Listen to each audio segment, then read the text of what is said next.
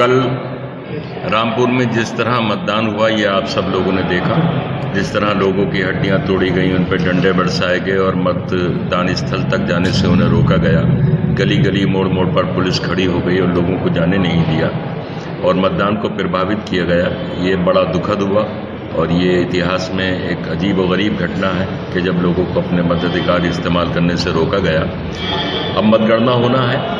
हमारी चुनाव आयोग से ये डिमांड है कि अगर निष्पक्ष मतगणना के इंतजाम में कोई देरी हो सकती है तो वो मतगणना के कार्य को आगे बढ़ा दें और कल के मतदान की पूरी घटना की भी निष्पक्ष जांच कराएं। यदि मतगणना 26 जून को ही होती है तो हम चुनाव आयोग से भी डिमांड करते हैं और यहाँ के अधिकारियों से भी डिमांड करते हैं जनपद के कि कल की मतगणना बिल्कुल निष्पक्ष होना चाहिए, कोई भेदभाव नहीं होना चाहिए और किसी पहले से कोई नियत बनाकर मतगणना बिल्कुल नहीं होना चाहिए। कोई बाहरी हस्तक्षेप मतगणना में नहीं होना चाहिए। जो जिम्मेदार अधिकारी हैं मतगणना कराने के लिए वही मतगणना स्थल पर रहें। किसी बाहर के अधिकारी को वहाँ पर नहीं आना चाहिए बिल्कुल। पिछले विधानसभा के चुनाव में बाहर के अधिकारी ने आके और मंडलायुक्त ने आके सब आपके इल्म में है उसको प्रभावित किया था मतगणना को। जिन 2 मतगणना पंडालों में गए थे वहाँ समाजवादी पार्टी बहुत कम मतों से हारा दी गई थी।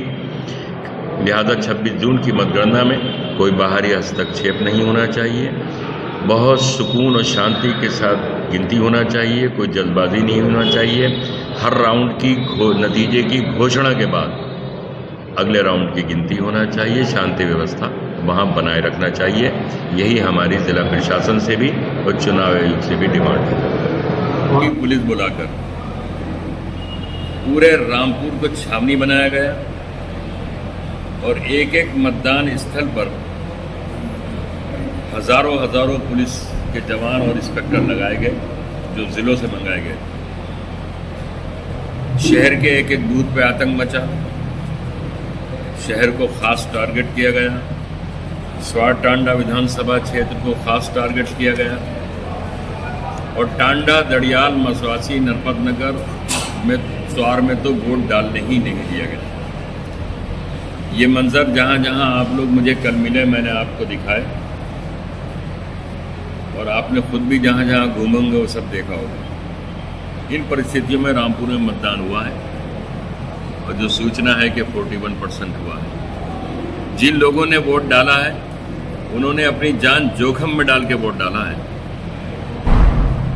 और शायद वोट डालने वालों में कम से कम 50% से ज़्यादा ऐसे वोटर हैं जिन्होंने या तो पुलिस के डंडे खाए हैं, धक्के खाए हैं, माँ बहन की गालियाँ सुनी हैं, लेकिन उनके अंदर एक मत डालने का शौक़ था, एक विश्वास था अपने आईनी हक का इस्तेमाल करने का, वो उन्होंने किया। मैंने कल भी कई बार कहा आप लोगों से और मैं आज फिर कहता हूँ कि कल पुलिस ने लोगों के मताधिकार पर डाका डाला है और लोगों के आईनी हक को इस्तेमाल करने से रोका है। पुलिस की इतनी बर्बरता और वोटरों को मतदान तक पहुँचने की, मतदाताओं को मतदान स्थल तक पहुँचने से रोकने की इतनी घिनौनी साजिश इससे पहले कभी नहीं देखी गई। लिहाजा बिल्कुल क्लियर है कि कल का मतदान निष्पक्ष नहीं हुआ। जब मतदान निष्पक्ष नहीं हुआ तो परसों की मतगणना पर जो 26 जून को होने वाली है उस पर भी सवाल कायम है कि क्या मतगणना निष्पक्ष हो सकेगी।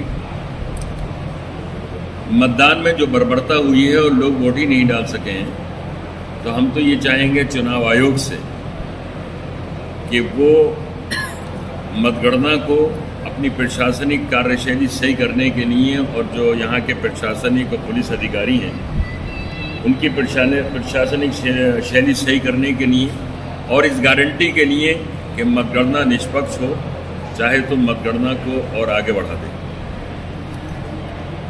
ताकि मतगणना में किसी गड़बड़ की कोई आशंका बाकी नहीं रह सके।